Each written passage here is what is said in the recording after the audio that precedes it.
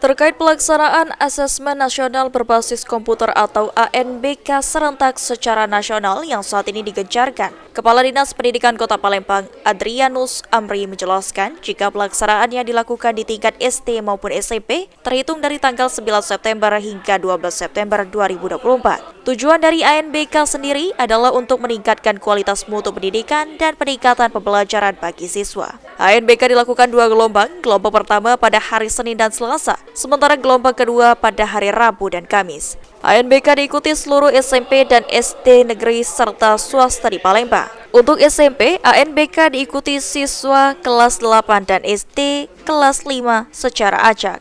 Untuk pengawasan ANBK dilakukan secara silang antar sekolah dan juga diawasi oleh BPMP Provinsi Sumatera Selatan. Hasil dari ANBK ini juga akan menjadi penilaian raport sekolah dan sekolah yang berprestasi akan mendapatkan pos kinerja dari kementerian. ANBK Asesmen Nasional Berbasis Komputer, jadi seluruh sekolah baik SD maupun SMP serentak nasional. Untuk SD dari yang kelas 5 SD dan untuk SMP kelas 8 yaitu kelas 2 SMP.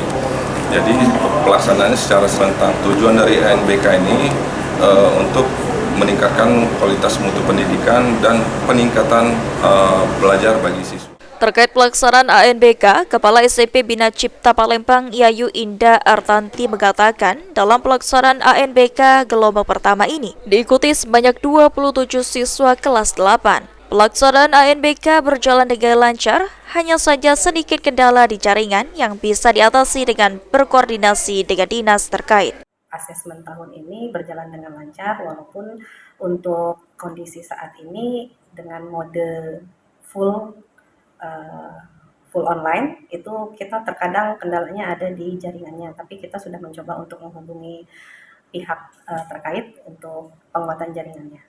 Itu terkait masalah jaringan tadi, bagaimana upaya sekolah menstabilkan jaringan itu? Kita udah ngajuin surat permohonan, sudah kita ajukan ke pihak terkait untuk penguatan jaringan, dan pihak Dinas Pendidikan Kota sendiri juga sudah bekerja sama dengan pihak terkait. Anugrah Sandi Pratama, Ridho Ilahi, PAL TV.